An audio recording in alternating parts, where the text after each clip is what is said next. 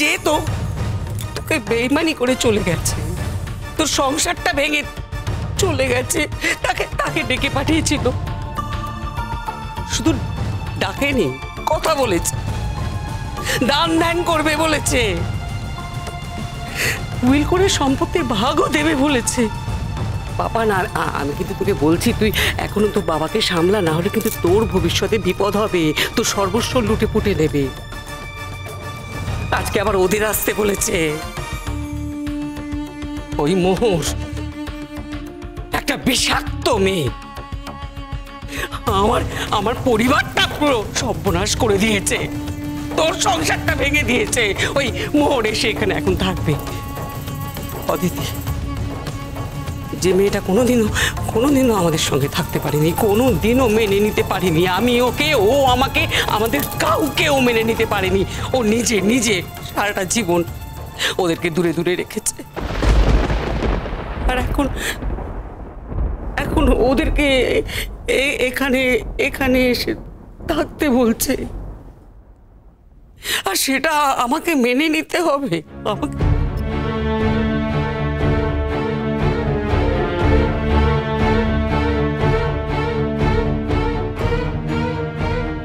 বাবা, আমার ব্যক্তিগত কিছু সমস্যা আছে। যারা আসছে তাদের সঙ্গে আমার মতের কোনো মিল নেই। ওরা আসছে কেন, কেন ডেকেছে? ওদের তো নিজেদের থাকার জায়গা আছে।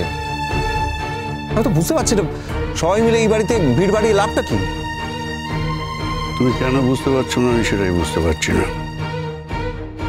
বাড়িটা তো আমার একার নয়, তোমারও একার নয়, বাড়িটা সবার। বাড়িতে সবার মানেটা কি বলো তো? তুমি সব সময় বলো বাড়িটা সবার, বাড়িটা সবার। বাড়িটা তো তুমি বানিয়েছো, তুমি করেছো। মালবিকা, ভুলে যেও না, আমার বাবা এই জমিটা কিনে বাড়িটা করেছিলেন। পরবর্তীকালে সেই বাড়িটা ভেঙে আমি একটা বাড়ি করেছি, সকলে যাতে আমরা এখানে থাকতে পারি। তা তুমি কি মনে করো এই বাড়িটার পেছনে আমার ভাইদের কারো কন্ট্রিবিউশন নেই? আর এই বাড়িটা আমি করেছি আমার ইনস্টিটিউটের টাকায়, ইনস্টিটিউটের ব্যবসায়। সেখানে আমাদের ভাইদের কোনো কন্ট্রিবিউশন নেই, আদির কোনো কন্ট্রিবিউশন নেই, শঙ্কতার উত্তরাধিকারী নয়। এই বাড়িটা সবার, আমার একার নয়, সবার অধিকার আছে আমার এই বাড়িটাতে। আর একটা কথা তোমাকে বলে দিচ্ছি পাপান, আমি আমার জীবনটা, সারাটা জীবন যাদের সঙ্গে কাটিয়েছি, বাকি জীবনটা তাদের সঙ্গে কাটাবো। আমি শেষকালটা ওদের সঙ্গে থাকতে চাই। এই শোনো, শেষকাল বলে না সিম্প্যাথি দেখিও না। এই সিম্প্যাথির কোনো মানে হয় না। তোমার কি মনে হয় সিম্প্যাথি নেওয়ার জন্য কথাগুলো বলছি? তুমি তোমার ছেলের সিম্প্যাথি নেওয়ার চেষ্টা করো, তুমি তোমার ছেলের মাথায় হাত বোলাচ্ছ। আমি অত্যন্ত লজ্জিত এরকম একটা ছেলে তৈরি হওয়ার জন্য।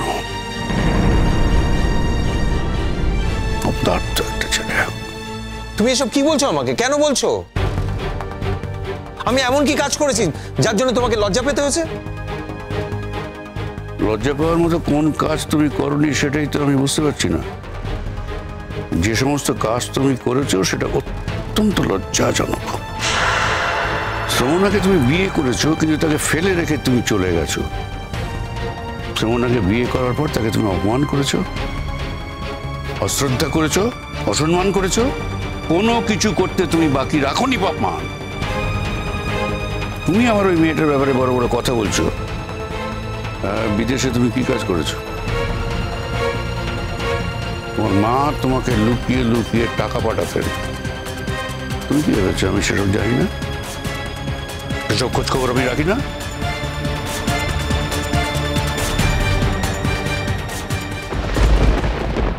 তুমি বিদেশে গিয়েছো ফুর্তি করতে, তোমার একটা গোপন জীবন ছিল। কোনোদিন আমাদের সেই জীবনের কথা তুমি জানাওনি। তুমি একটা মেয়েকে বিয়ে করে তাকে ফেলে রেখে এখানে চলে গিয়েছিলে। হ্যাঁ, সেই মেয়েটাকে তুমি কিডন্যাপ করার চেষ্টা করেছিলে। তারা যদি চাইতো তোমার জীবনটাকে একবারে শেষ করে দিতে পারতো, করেনি। They very good people. আর তুমি সেই মেয়েটার নামে এতগুলো কথা বলছো কি করে? তোমার একটা বিদেশে প্রাইভেট লাইফ আছে, তুমি ইচ্ছে করলে সেই জীবনে ফিরে যেতে পারো। আর আমি তো তোমাকে এখানে ডাকিনি, তোর মা তোমাকে ডেকেছে। আর যে কারণে ডেকেছে সেই কারণটা এখন গৌণ হয়ে গেছে। তুমি তোমার জীবনে ফিরে যেতে পারো বাবান। মানেটা কি? মানে ও ওর বউ চলে গেছে বলে তুমি ওকে ওকে বাড়ি থেকে তাড়িয়ে দেবে? ও আবার বিদেশ চলে যাবে? কত কষ্ট করে আমি আমার ছেলেকে ফিরিয়ে এনেছি বাড়িতে, ওকে আমি আবার বিয়ে দেবো?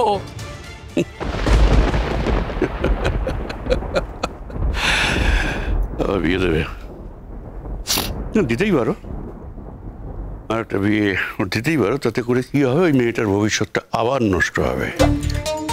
তাতে তোমার তো কোনো অসুবিধা নেই। সারাটা জীবন আমি তোমার অশান্তির ভয়ে থেকেছি, সারাটা জীবন তোমার অশান্তির ভয়ে থেকেছি। তার মানে এই নয় যে আমি বাকি জীবনটাও তোমার অশান্তির ভয়ে কাটাবো।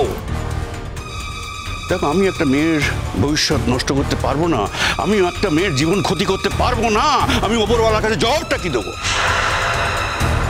তোমার জবাব দেওয়ার কিচ্ছু নেই। কিন্তু আমি চিরটা কাল ধর্ম অধর্ম সত্য অসত্য নিয়ে আছি এখন পর্যন্ত। এখন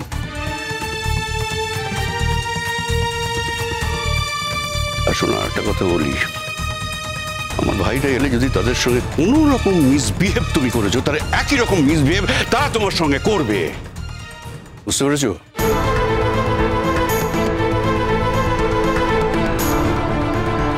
লড়াইটা এখন সমানে সমানে হবে, যুদ্ধটা হবে সমানে সমানে। মনে রেখো।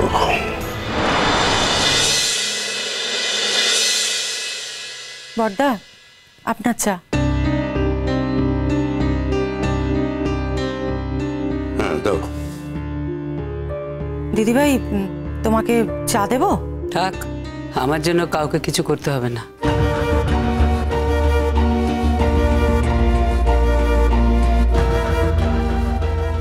আজ তো খুব সকালে উঠেছো দেখতে পাচ্ছি। আজ খুব আনন্দের দিন তোমার। দিদিভাই, আমার আনন্দ হলে তোমার আনন্দ হয় না? কি গো, বলো না। আমার আনন্দ হলে সত্যিই তোমার আনন্দ হয় না?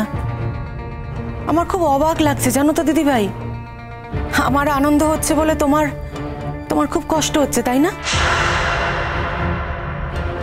ঠিকই বলছো, তুমি ঠিকই বলছো। জানো তো, আজকে আমার সত্যিই খুব আনন্দের দিন জানো। কারণ বড়দার উদ্যোগে এই বাড়িতে যারা ছিল তারা সকলে আবার এই বাড়িতে ফিরে আসছে। ছোটকাও তো ছাড়া পেয়ে যাচ্ছে, কই সে ব্যাপারে তোমার তো কোনো উৎসাহ দেখছি না। না গো বাবান, তোমার ছোটকা ফিরে আসছে বলে সত্যিই আমার কোনো উৎসাহ নেই। কারণ তোমার ছোটকার ব্যাপারটা আমার কাছে লস্ট কেস। তাই তোমার ছোটকা জেলে থাকলো কি বাড়ি ফিরলো তাতে আমার কিচ্ছু যায় আসে না। আমি জানি, জানো তো, পৃথিবীতে এমন কোনো সংশোধনাগার নেই যেখানে তোমার ছোটকাকে সংশোধন করতে পারবে। আর যেখানে তোমার ছোটকার সাথে আমার কোনো মনের মিলই নেই। আমি শুধুমাত্র এতগুলো বছর সংসার করে গেছি আমাদের দুটো মেয়ে আছে বলে। সে এলো না সারা জীবন জেলের ঘানি টানলো। সত্যি বলছি, তোমাকে বিশ্বাস করো, আমার বিন্দু মাত্র তাতে কোনো মাথা ব্যথা নেই। শুনলে তোমার ভাইয়ের বউয়ের কথা? শুনলে তো? তোমার সামনে তোমার ভাইয়ের নামে এসব কথা বলছে, তুমি শুনলে সেটা? চুপ করে আছো। হ্যাঁ, ঠিকই তো বলেছে, ঠিকই বলেছে। ও বলবে না তো কে বলবে? সব থেকে ভোগান্তিটা তো ওরই হয়েছে। মেয়েটা রাস্তায় বেরোতে পারে না, ওর স্বামী জেলে রয়েছে। ছোটর জন্য মেয়ে দুটো নষ্ট হয়েছে, তখন আমি করা হতে পারিনি।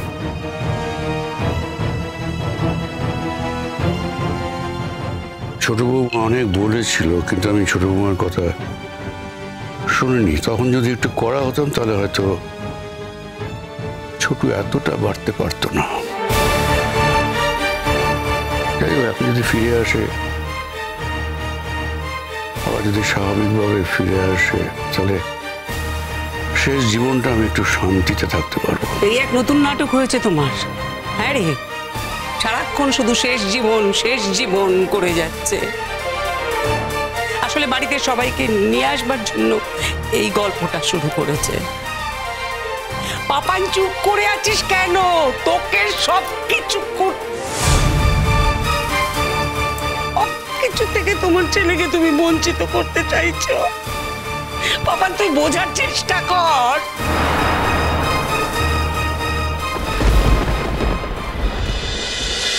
Mona, no hay que ir a que